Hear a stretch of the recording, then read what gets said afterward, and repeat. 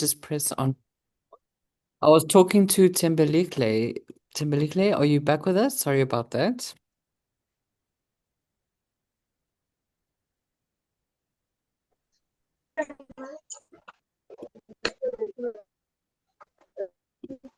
Hello? Hello? Hello? Hi, yes, sorry, you were saying because the Ah, meeting. yes, sorry, you were saying because the meeting. Okay, I got kicked out. So I was saying, but about the motion center, I will ask them to stand down the slide and I'll stand on top and I'll roll the ball down to them and ask them to catch it as soon as it gets there. Okay, perfect. Thank you so much. Okay, perfect. Thank you Let's so go to the much. Thank next you. person. Let's go to the next person. Let's see, who have I not? I'm checking. Let's see, who have I not? Yamkela. Are you with us, Yamkela?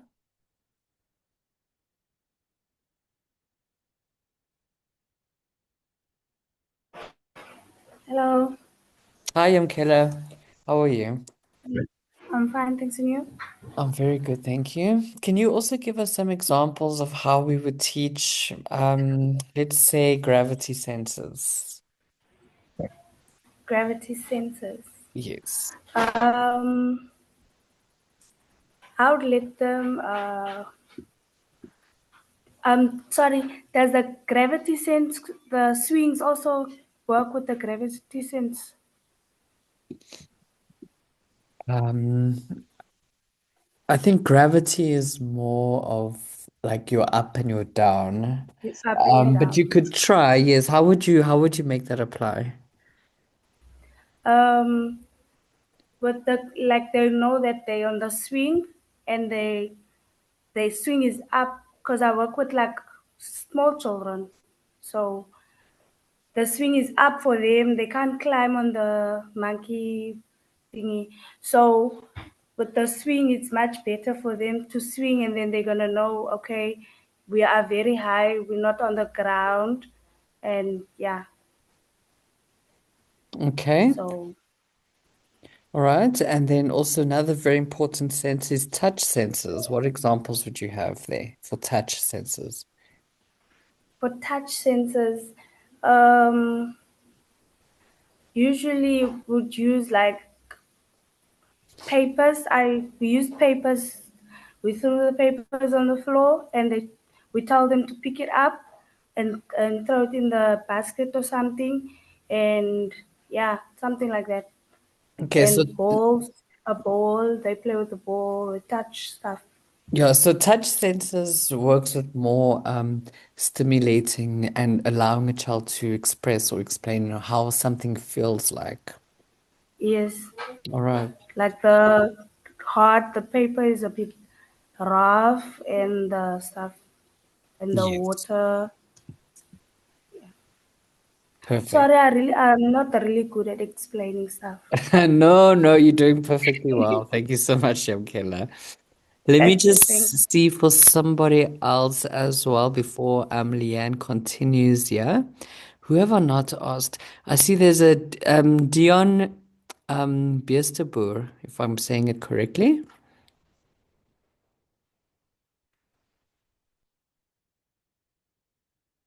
Are you with us?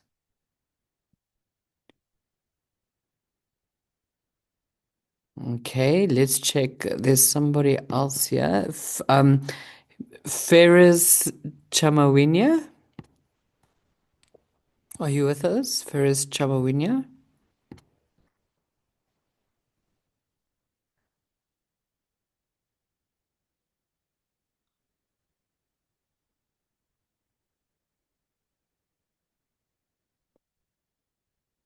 All right. So that's fine. Then Leanne will continue. But when it comes to touch sensors, is teaching children what things feel like. So an example would be, for example, sand. If you have different buckets with different things, so one bucket will have sand, another one will have mud, another one will have water, another one will have clay. those type of things. And then you ask the children to touch each one and to try and explain how does it feel and what does it feel like, for example. That stimulates their touch senses. All right, Leanne, are you with us? Oh, Janani Arthur made a comment in the chat group and she says, how about throwing the ball up and down and trying to catch it? Yes, that is also an excellent example. And with that one, actually, you can also teach, that would be gravity sensors to show which way is up and which way is down. But you can also use it to show motion sensors to see how fast the ball goes as well. Tato mentioned also in the chat box a blind box. Blind box. Tato, can you maybe just unmute yourself and quickly explain that to us, please?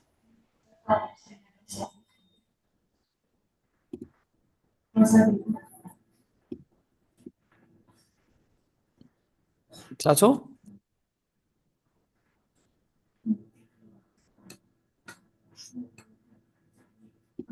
Tato? Okay, I'm struggling to hear Tato. I'll try Tato again at the end of the class. All right, Leanne. With you. Thank you. You can proceed. No problem. Let me quickly explain the idea behind a blind box. I'll say for me, it says it is an actual box that's covered with material with objects inside.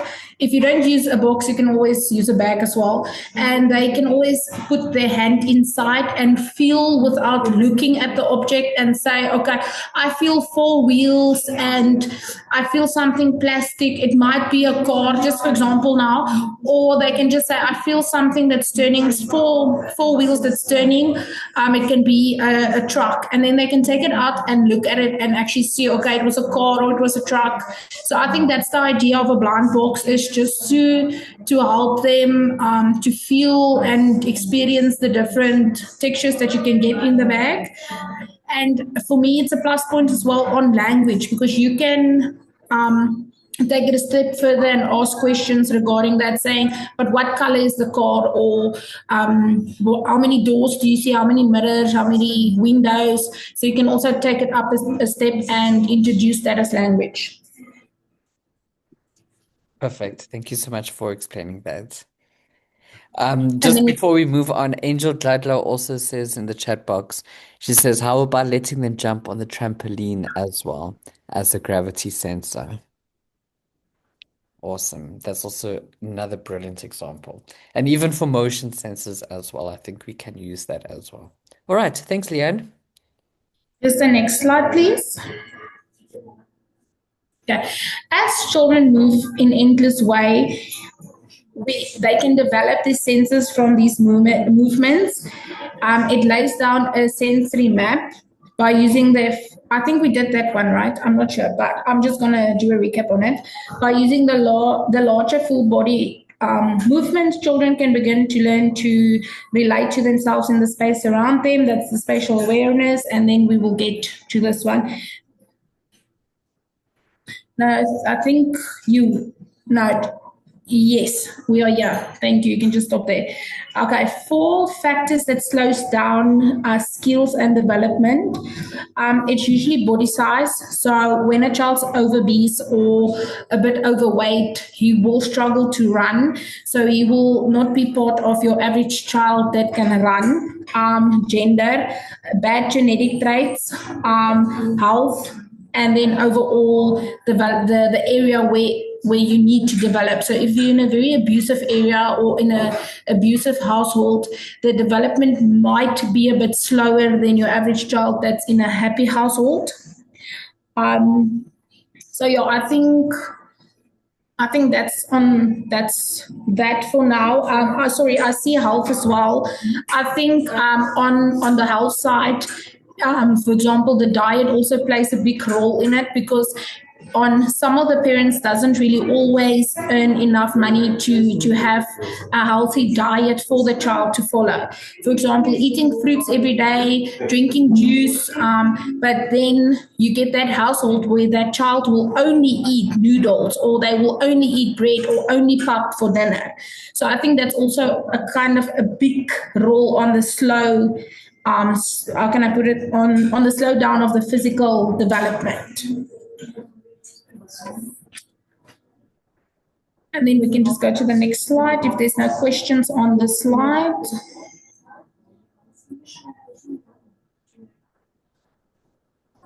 Okay, foundation, fundamentals of movement skills. As children grow and develop, they learn to combine specific movements. They need, for example, running and stopping at the same time. That is two different movements that they put together to combine one specialized movement skill, if I can put it that way. So we look at the first one would be the locomotor movement. It's the movements from place to place, for example, walking, crawling, jumping, or even skipping. And then the non-locomotor movements, sorry if I pronounced that wrong, is the movements where they will stay in one place but use the arms, for example, pushing, pulling, or use the body to twist, trying to wiggle, sitting, rising, lying down. I think that's about that. I'm not 100% sure how to explain the last one. Because I don't really know the last one. Sorry, Pedro. No problem. So manipulative movement, it involves when they say controlled use of the hand and feet. So it's to Oh, okay, let me just mute that person. So it basically involves manipulating things with your movements, like opening and closing hands, grasping something, catching, catching a ball, for example, is an example that is manipulative movement. So it's also controlled use. So you know that when you catch a ball, for example, you need to see where the ball is coming and how to hold your hand to grab the ball and all of those things. That is part of manipulative movement. So just to quickly summarize what you just said there. So locomotor movement is physically moving from one space to another, such as crawling or walking, running. Example, that locomotor basically means moving from one point to another point, from moving from A to B. Non-locomotor means you're still moving, but you're not moving from point A to B. You're only moving things on your body. So you are staying in one place. So that would include pushing, pulling, those type of things. And the manipulative movement is controlled use of the hands and feet. So for example, like I said, throwing a ball, catching a ball, that is basically movement with a purpose. You're manipulating with the purpose. And also, for example, waving your hands. And that, as the slide said, it improves hand-eye. It's not eye-hand. It's supposed to be hand-eye coordination. For example, catching balls. I think would be the best example there. All right, Janani Arthur also just said, she gave an example just now saying, a great example of this is Simon Says, where they do different movies. Yes, that is different movements. That is excellent. So Simon Says, jump on the table.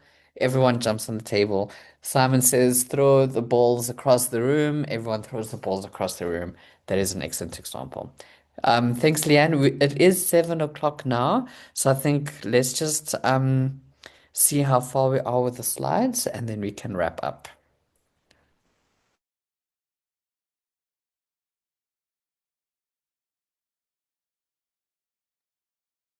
Leanne? Yes, Pedro. Perfect. You can wrap up for us because I see it's 7 o'clock. All right, no problem. So basically, in conclusion, I just want to say that we need more children playing outside than inside, and we don't always need children behind the books. I think they learn best from being outside and just being themselves and just explore their body and explore the world outside. So, yeah, so I just want to say thank you for the time and attention. Awesome. Thank you so much, Leanne, for conducting our class today. Before we leave, does anybody have any quick questions or anything that they did not understand from today's class? You're welcome to unmute yourself.